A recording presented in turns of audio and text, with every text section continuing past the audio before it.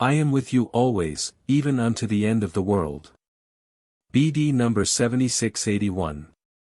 August 24, 1960. I will send you the Comforter, the Spirit of Truth. Every one of you has the inherent ability to hear the voice of my Spirit, for a part of myself, a spiritual spark of my divine Spirit of love, rests within yourselves and will always be able to make contact with me. Through it my word will radiate into you, for this spiritual spark is an emanation of myself which will strike you effectively if you are prepared for it. As long as you stay isolated from me, this spiritual spark will remain silent.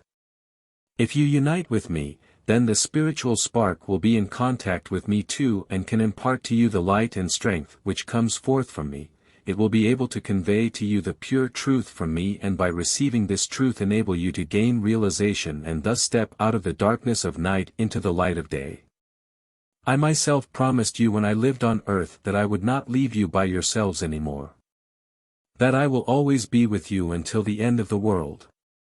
I pointed out the working of my Spirit in you, which will guide you into truth. But which would only become possible after my crucifixion, because prior to it the soul was still burdened by the original sin which made it impossible for a bond between the human being and me to become so intimate that he would hear my voice within himself. First redemption through Jesus Christ had to take place, which reversed the separation from me.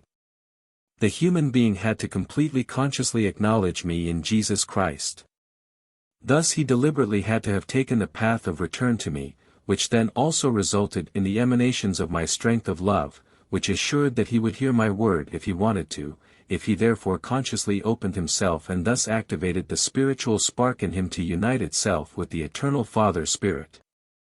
For it only requires an earnest will to enter into my will, it requires the acknowledgement of me myself whom the being once refused to acknowledge, and it requires a life of love for my spirit to express itself as I promised. Physically I was unable to remain with you humans, but I gave you the consolation of sending you my Spirit and thus of always staying with you until the end of the world.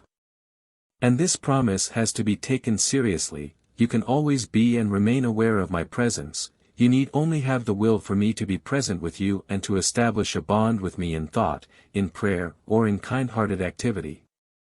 In that case you will always be able to hear me, for I myself am in you, and the spiritual spark will never lose contact with the eternal Father Spirit.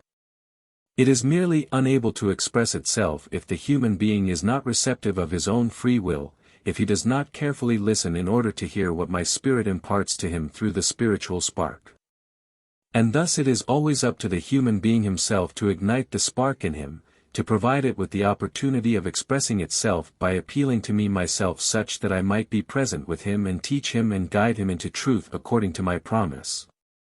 And I will truly stand by his side as a comforter, I will guide him into truth and will give evidence of myself through my word.